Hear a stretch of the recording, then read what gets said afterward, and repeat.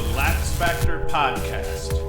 What is up, college lacrosse fans? You're watching episode 194 of the LaxFactor podcast. I am your host, Ted Hoost, and today we're going to talk about a bunch of games as usual. We're going to get into Maryland and Notre Dame. Rutgers had a great game with Stony Brook. I want to talk about that. Cornell took on, who did Cornell take on? We're going to have to jump up here because I'm forgetting. Ohio State. That was actually a heck of a game. We've got Georgetown, Princeton, Virginia, Hopkins. You know, we'll go through the whole thing. Before I get into it, as always, you can go to LaxFactor.com to support us there. We have t-shirts and all sorts of swag, and then we've got the new LaxFactor lacrosse shorts. So I'm going to shut up now. The only other thing we ask is always be sure to like, subscribe, hit the notification bell. If you're on YouTube right now watching, just like it, just hit like on the video. Let's try to elevate the likes because that will help more people see the video, and then share the podcast with anyone that you would like to. Now, first game I want to talk about, because it was a hell of a game here, was Denver and North Carolina. I'm going to be honest. I thought that North Carolina was going to pull away a little bit more than this. It could not have been a better game, with Denver jumping out to an early lead, Carolina going on a 3-goal run to take a 4-2 lead, Denver going on their own three-goal run to get back up 5-4. Carolina ties. Denver takes the lead, and then this is where I thought the wheels were going to come off. I was watching this game, and I thought that period from 9:33 in the second quarter, where Nikki Solomon scored unassisted, that tied the game back up at 6s. And then Carolina, as part of that goal, they go on a 7-goal run starting in the second quarter into the third quarter, over about a 12-minute or a 16-minute span. They go on a 7-goal run, and they end up with a 12-7 lead. I think that's the ball game. But as we're watching, Simmons and Hannah, they score back-to-back goals about a minute apart to get back to within 12-8. And I'm thinking, okay, hey, Denver's got a little bit of life, but then Schertzinger scores for Carolina 13-8. And that's where it's just like, okay, this is over. Denver put 2 goals together back-to-back to get back to close again. And then Schertzinger's goal in the third there, I'm thinking 13-8. Okay, now Carolina's going to go on another run, but not so. Denver, after Schertzinger scored to make it 13-8 Carolina, Denver goes on a 8-1 run to get back to, at one point, tied it up early in the fourth off a J.J. Silstrop goal, makes it 14 up. Then knowing Noah Manning scores to actually give Denver the lead 15-14 for the first time since early in this game.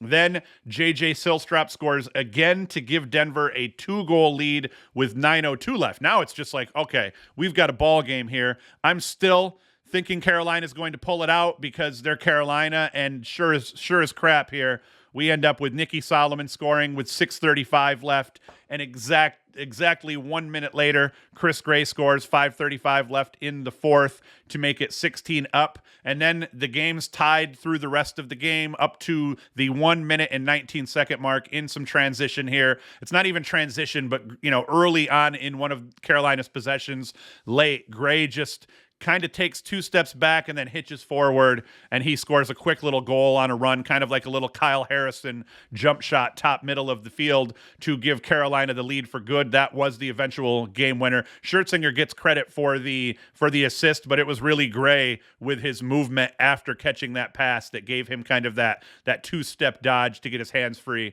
and an easy shot off. So hell of a game by Chris Gray overall. As we dive into the individual statistics here, for North Carolina, Chris Gray was the headliner. 6 goals, 2 assists, 8 points off just 13 shots. A very, very efficient day for Chris Gray here. Only 3 turnovers, 2 GBs to throw into it. Lance Tillman for Carolina, 3-2. Schertzinger, 1-4 off 6 shots. He could have been a little bit better with the shooting there. Nikki Solomon, though, 2-3. Carolina got depth of scoring from their top talent. Even Jacob Kelly puts up 2 goals on this game. So a hell of a job for the Carolina, the top guys for Carolina. And then for Denver, J.J. Silstrop continues to be Denver's best offensive player overall. He goes 3-3. Jack Hanna shot the ball well, 50% in this game, 6 shots. He's 3-1 on the day, and that's the kind of stuff he needs to do. Take less shots, play within the game and the flow of the game, and he's going to be fine for the rest of the season. So it was good to see Hanna get something done. Alex Simmons scored a couple of big goals there. He's 3-1. And then Denver gets depth in scoring throughout here. If we jump down to the goalie battle, what we end up seeing is Colin Krieg, 14 saves against 16 goals against. Both goalies played about the same. Both goalies with 14 saves. The difference being that Denver gave up that late goal, and that's that 17th goal against. So literally going into the last 3 minutes of the game, 2 minutes of the game, both goalies had 14 saves versus 16 goals against, and it's that last shot by Chris Gray that ends up being the backbreaker, and Krieg wins the goalie battle by literally one less goal given up. That doesn't even make sense. Whatever. I'm talking crazy. In terms of face-off battle, Stathakis won the possession battle for Denver. That was going to be key. Not by a lot, but by enough to keep Denver in this game, especially late. So Stathakis has a very good game against Tucci, who went 12 of 25. That's not too bad, but Stathakis ends up edging them out, gives Denver a few extra possessions. That ends up being key. In terms of stats, both teams put about very similar shots on goal, although the volume of shots was won by Carolina.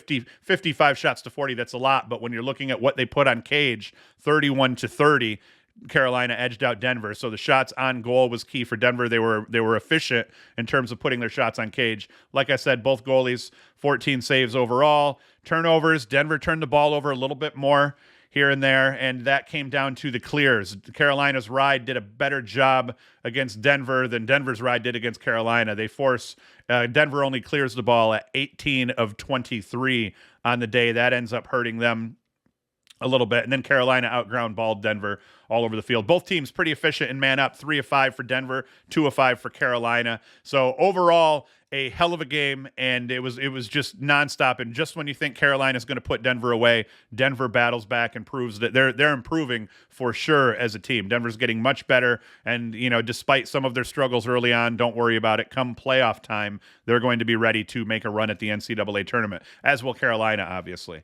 Next game I want to get into here, this was also a very good game, was the Maryland and Notre Dame game. And Notre Dame, they jumped out to a quick 2-1 lead, as we see here, before Maryland actually kind of takes control of the game. Maryland ends up going up 3-2. Notre Dame ties it off a Pat Kavanaugh goal, and then Maryland kind of takes control. They get up to a 7-4 lead, 8-4, 8-5, 9-5. Before Notre Dame is able to battle back to within 2, and then Wheaton Jacobois gets Notre Dame back to within 9-8 with 13:06 left in the fourth. And then it just, they exchange goals through to the end where Kyle Long finally scores the what you would almost call the dagger with 4:56 left. That's still a lot of time left on the clock when you're playing Notre Dame, but it proved to be enough, and Maryland ends up winning this game 11-9. As we look at Maryland, Logan Wisnauskas 2-2. Maryland scoring spread out. Not a whole lot of points put up in this game. This was a low-scoring game compared to what we've been seeing. But Logan Wisnauskas was solid, 2-2, including an absolute nasty, once again, low to high from that left wing that he loves to stick, where he goes low. Goalies always guess low. Scouting report-wise, the goalies just need to stand strong and just about put their hands up in the air, and they'd have a better chance of saving those shots than they do trying to play it honestly, which always causes them to dip a little bit before Wisnauskas stings it past their foreheads. Kyle Long had a very good game, 2-2. The story in this game was Notre Dame was playing them tough. Notre Dame got back to within a goal before the half, and then Maryland kind of made a concerted effort to try to invert midfielders a little bit more, attack from behind with the short sticks, and that proved effective. Kyle Long ends up with 2 second-half goals. I think he scored the first goal of the second half, and then I think he scored the last goal of the game as well, the dagger. So that ended up proving key, was that little switch in terms of how Maryland attacked Notre Dame through the rest of the game. As we look at the faceoff dot, Wehrman was also a huge factor in this game. 18 of 24 from the faceoff dot, which was pretty much a reverse of what happened last year. I'm going to sneeze. Woo! And Wehrman, huge in this game for Maryland, because without those extra possessions, Maryland does not win this game, and Notre Dame does. But Notre Dame's been not struggling at the faceoff dot, but they're not as formidable as they were last year with their two-headed monster at the faceoff dot. So that ends up being big for Wehrman. And then as we look at the Notre Dame stats: Pat Kavanaugh 2-1, Dobson 0-2. That, Maryland's defense did a good job of kind of bottling up the big scores for Notre Dame, and that ends up proving key for them. And then as we look at the goalie situation here, Maryland, McEnany, Corning product for Maryland. He ends up with 12 saves off 9 goals against. He wins the goalie battle. They win the game, but he had 3 key saves down the stretch to kind of help ward off and break up the momentum a little bit for Notre Dame late in the game. So that ended up being a big deal. McEnany played very well in cage for Maryland. Let's dive into the next game that I want to talk about. And this one surprised me. Now, I had called it, and I had said that I thought Stony Brook could play tough. I wouldn't have been surprised if Stony Brook had won this game, just because even good teams like Rutgers have to lose to somebody, and Stony Brook is a very solid lacrosse squad.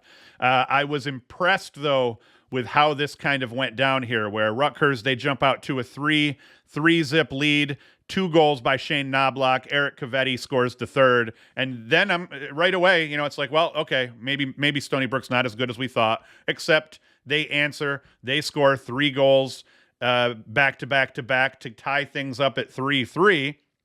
And then it's just a game of runs. Rutgers goes back up 2. Stony Brook answers and ties it back up again. Rutgers goes up by 1, and then Stony Brook actually rattles off 3 goals over early to mid second quarter to actually give them an 8-6 lead. Rutgers scores to get back to within a goal, and then Stony Brook extends the lead again. Rutgers ends up finishing off the second half strong, ties it up at 9s. Mitch Bartolo scored a goal from Brian Cameron with 49 seconds left in the first half to tie things back up again. Then Rutgers ends up taking a 2-goal lead early in the third. Stony Brook answers back before Rutgers goes on a 4-goal run, and it just went back and forth. But Rutgers did end up extending their lead at one point to 17-12, and it looked like, okay, the wheels have now come off officially for Stony Brook, but not so.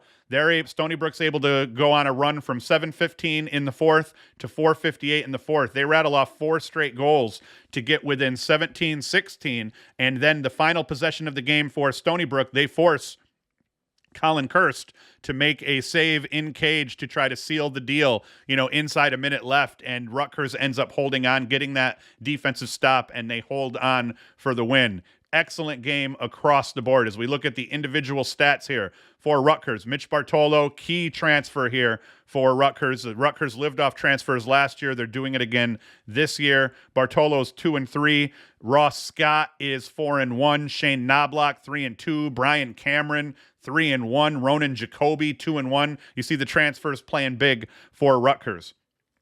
And then as we look at the scoring for Stony Brook, Mike how do I pronounce that? Mike McEnell, he's 5-1. Dylan Palinetti 5-0. Kevin Mack, I think he's the Michigan transfer, 1-2. So they end up getting a lot of scoring here from their top 2 big cats in McEnell. I don't know how to pronounce that. I'm sorry, man. I'm butchering your name. Palinetti, though, 5-0. He had a great game as well. And then we come down to the goalies. Colin Kirst, 12 saves, 16 goals against. He would have liked to have been better, but it was good enough to get the win. Anthony Palma in cage is a big story for Stony Brook, though, with his 16 saves. That helped them late, especially in getting back in this game and making things interesting across the board. As we look at the team stats overall, face-offs dominated by Stony Brook, so that helped them a great deal. Who was that? Who's Stony Brook's face-off guy? Let's see. Stony Brook's face-off guy is Rents Conlon. Rents Conlon for Stony Brook. That's huge in terms of being able to keep them in this game. He goes 24 of 34 at the face-off dot. So that is a big deal. All in all, though, great game. Rutgers, they would have liked to have not let up at the end, obviously, and let Stony Brook back in this game, but shit happens to the best of them. But the important thing, though, is when shit hits the fan, you still pull out a win.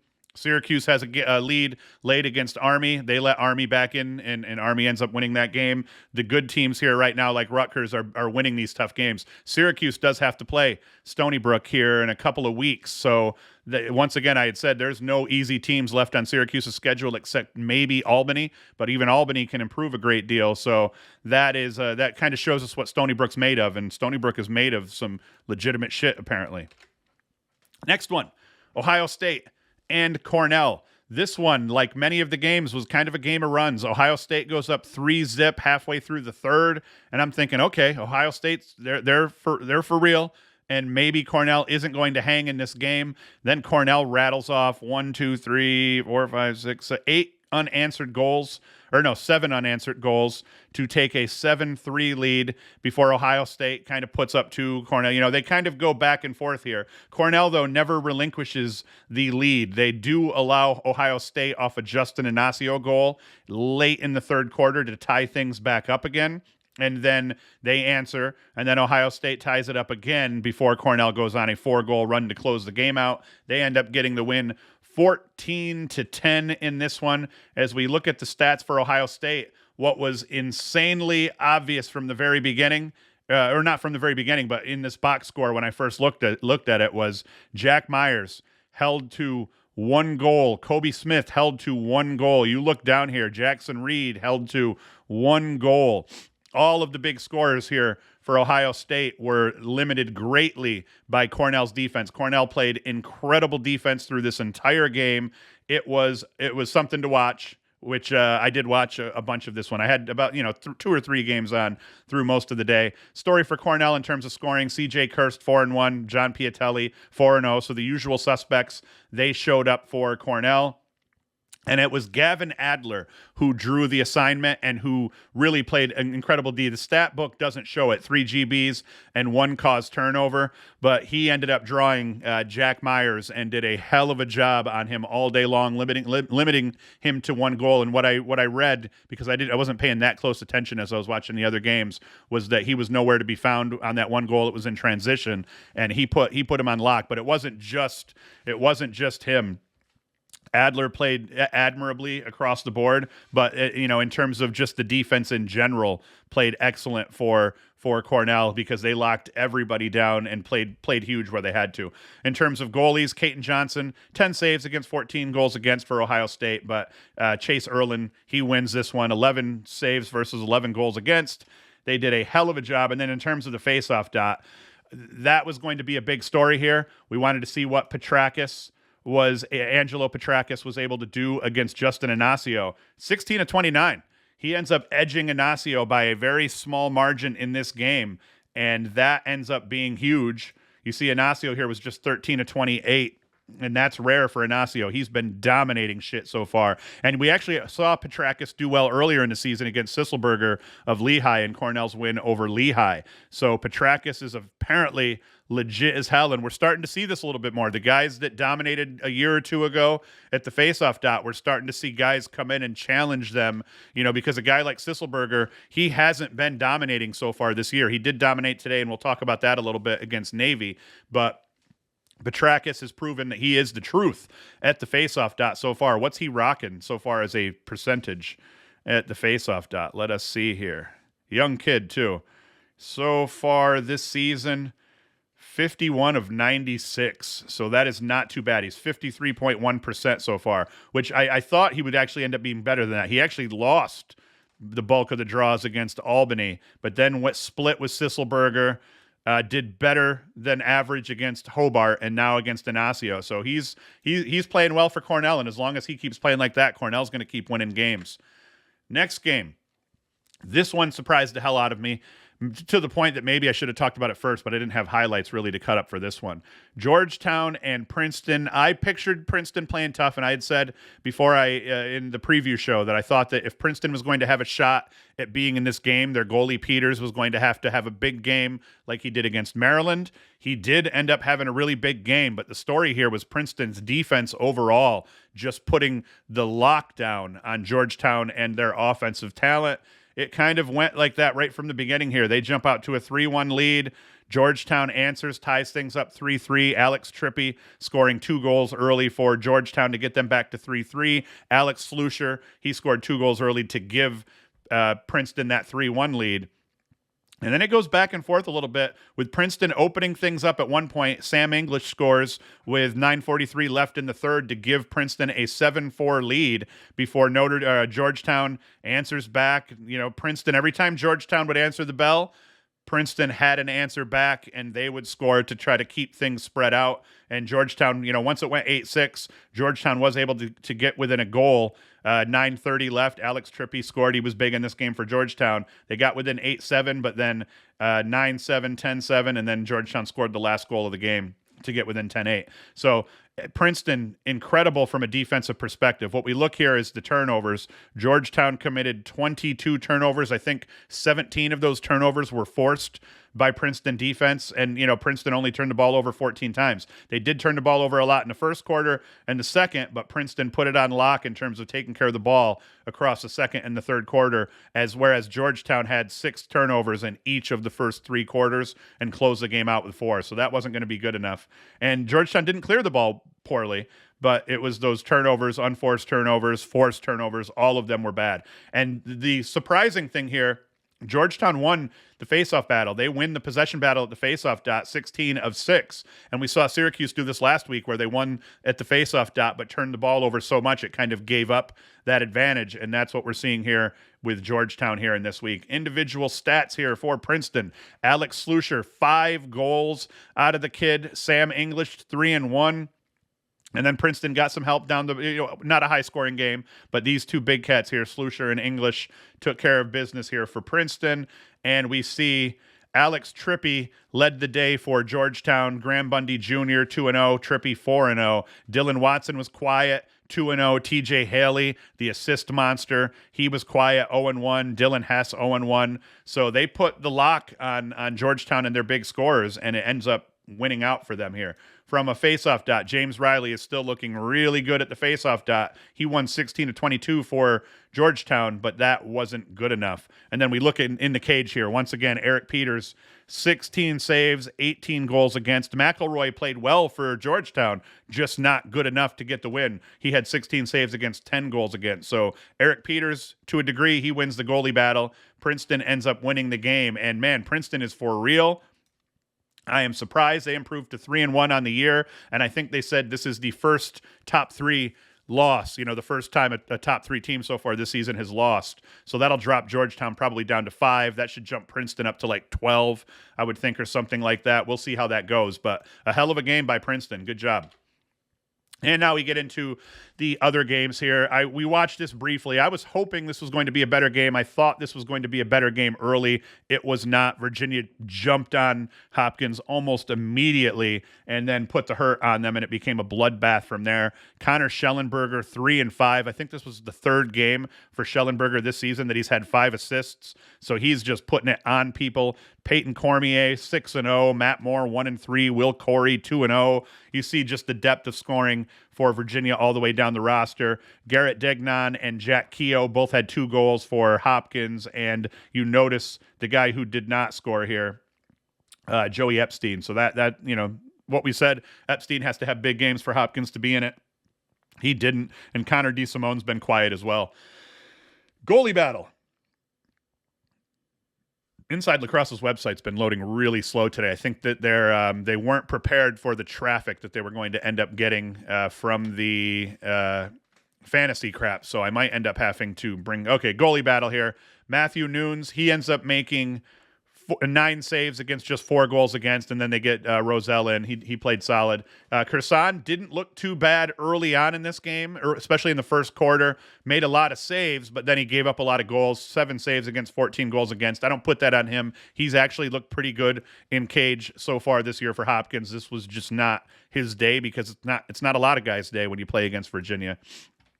And then the faceoff dot. Petey LaSala dominated early. He goes 9 of 10 at the dot, and then they started getting some other guys in. So Tyler Dunn, 9 of 18. He did well overall, not against LaSala, though. And then once the game got out of control, Braun started taking some draws, and that gave Hopkins some more chances and let them put some more points up.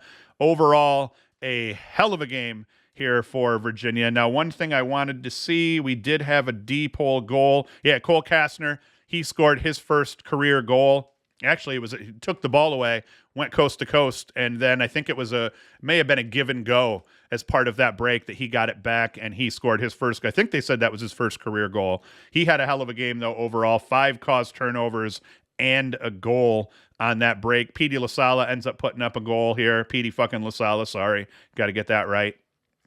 And in the end, not much to talk about there. They put it on Hopkins pretty bad. We ended up having a heck of a game out of Yale and UMass. This game ends up going into overtime, and Matt Brandow ends up sticking the game winner for Yale. So Yale's starting to feel a little bit better here now after losing to, who'd Yale lose to? They lost to Penn State, right? Yep. Yale, they beat Villanova, lose to Penn State, but that's a big game because UMass is a quality opponent. So far, UMass has a close loss to Army, beat up on UMass Lowell, UMass is not playing well. I take that back here. Ignore what I just said, but either way, it's huge for Yale to pick up another win against a quality opponent. UMass isn't terrible, but yeah, I didn't realize they were 1-3. So Matt Brandow 4-3, Cabrera 2-2, Leo Johnson 2-1. So Yale and their known offensive quantities get it done. Jared Paquette, he has 18 saves on the day, so that ends up being a big day for Paquette in cage. And when you're playing in an overtime game, that is the ball game right there. And then face-off battle was split pretty well here. Nicholas Ramsey wins 14-24. Yale gets some other guys here in there taking draws, and Jack Hokeman from UMass, he stood strong here for the most part. But in the end, Yale pulls it out 13-12 in sudden death overtime if you're not a pansy. I can't stand that they call overtime sudden victory. It's so stupid.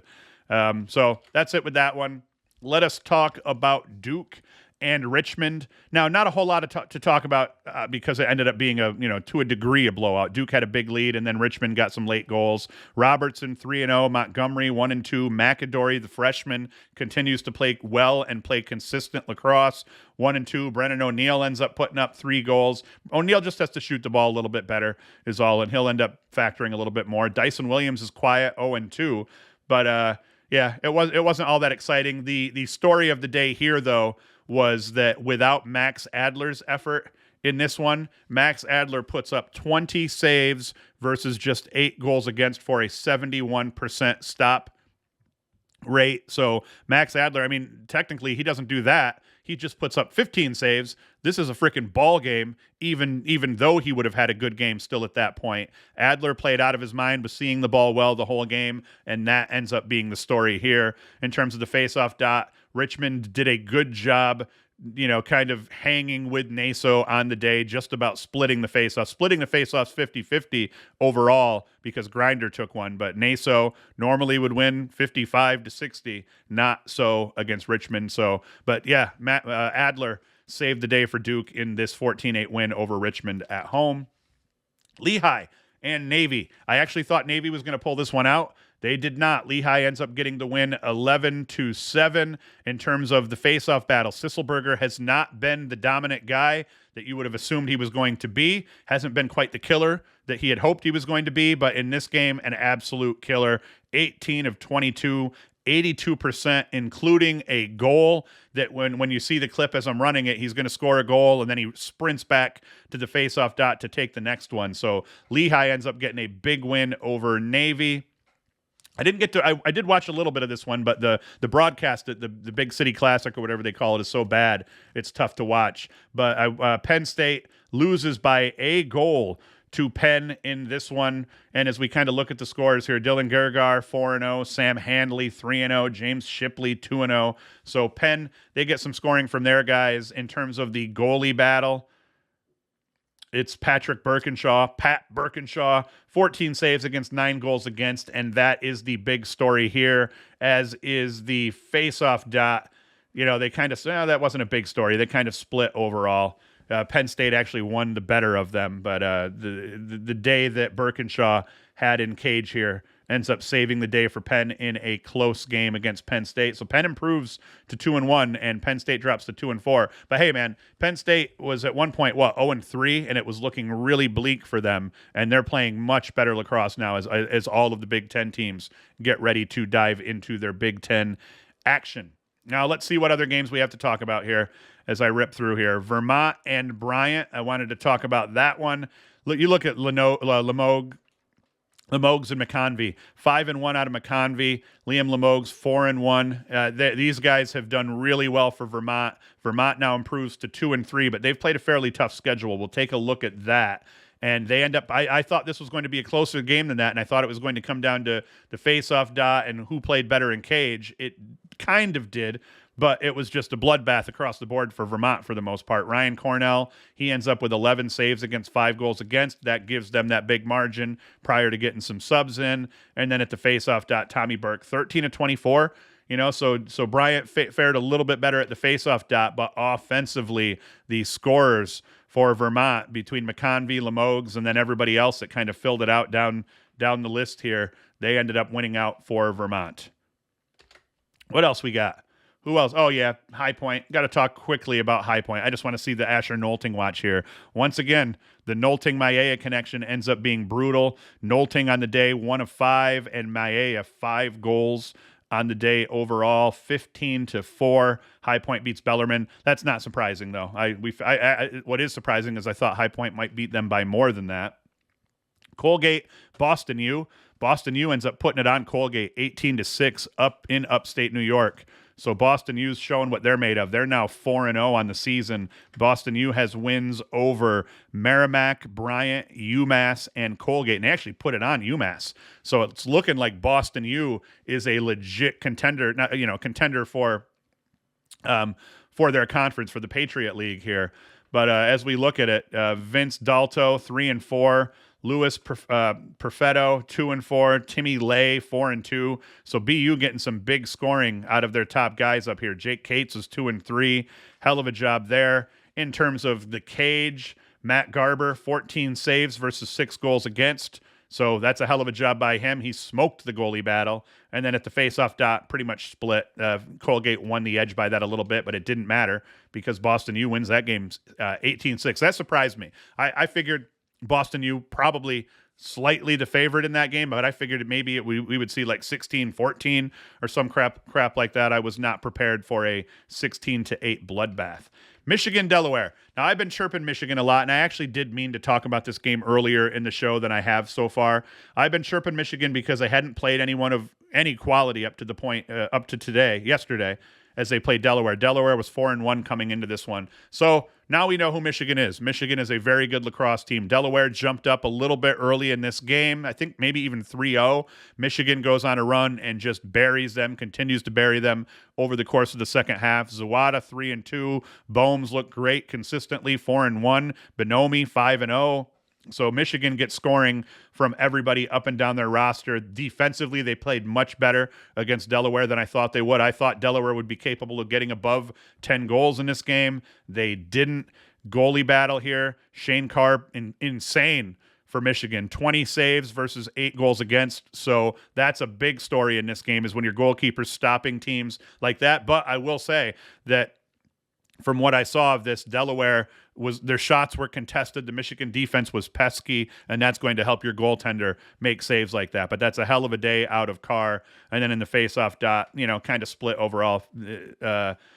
Delaware got the slight edge on Michigan, but that goalie battle, Shane Carr, 20 saves on the day. That's huge for Michigan in that 18-8 victory over Delaware. So now we know who Michigan is. Michigan, and from here, it doesn't get any easier for Michigan. They've got Harvard next, and I think then they have Notre Dame, and then they get into the Big Ten schedule, and every draw on that Big Ten schedule is a team that can beat you on depending on the day. So while this shows us that Michigan is legitimately a very good lacrosse team, their schedule throughout the rest of the season is brutal right now. It does not get easy for them. Drexel ends up beating LIU 10-8. Let's see, who else we got to talk about? What I was surprised, St. Bonaventure put it on Hampton, 21-0. So that was a brutal score. Let's see if the JC kids scored. Let's see. Not yet. Yep, Nick Conklin got an assist on the day. He's a JC kid, Section 4 kid, so that's cool. But yeah, I was surprised to see that 21-0. What'd the goalie save situation look like? They barely gave up any shots at all to Hampton, so that's pretty crazy. What else we got? Loyola gets their first win of the year against Lafayette. Loyola is struggling right now, but Aiden Olmstead ends up putting up 5-1 on the day. Joey Commish 3-1, so that's pretty big for Loyola. They would have liked to have won that by a bigger margin than that. Lafayette here, what are they sitting at? 2-3, lost to Penn State. Lafayette's not a great team. Loyola right now not playing very good. They're playing good lacrosse. They're in games. They just are struggling to get W's, so they got to play a more consistent game throughout here. Mercer lost to Robert Morris 13-11. I just don't want to miss anything. Towson picks up another win here against UMBC, 11-10. Luke Schilling, 4 goals, 2 helpers. James Avanzado, 1-4 for Towson in this game here. So Towson improves to 3-3 on the year. That's huge for those guys. I already talked about Virginia Hopkins. I did talk about Virginia Hopkins, right? Air Force beat up on Marist. Yeah, that's it. We're good. So today's action, though, as we switch gears here and we go into the calendar, we've got some big games today, at least 2 big games today. Syracuse hosting Hobart at 4 p.m., and then Jacksonville and Utah. Jacksonville hosting Utah at 6 p.m. I'm going to watch both of those games here late today. I'm really pumped about the Syracuse-Hobart game, and it is going to be a tough one. Make no mistake, Hobart can ball out, and it has me a little bit worried here. Cuse kind of on the ropes at 1-3. They can't afford to lose any non-conference games at this point because the ACC is so loaded, and they still got 5 ACC games left to play. So if Syracuse doesn't want to end up with 8 losses, which puts them at 6-8, they really have to beat Hobart. They have to beat Stony Brook. They have to beat Albany. They have to beat Hopkins. They kind of have to beat Cornell. It's going to be tough to pull out a win so far with how all these teams match up in the ACC at all. So they cannot afford to drop a game to a team like Hobart. If they drop this game to Hobart, then I'll be starting to really, really sweat them even being able to get to 500 after that. So big game today for Syracuse. Let's check the D2. Let's check the D3 scoreboard here. Let's see what RIT has done. Are they going to be listed in here as... Yeah, they may be listed in here as Rochester. Nope. I don't even know.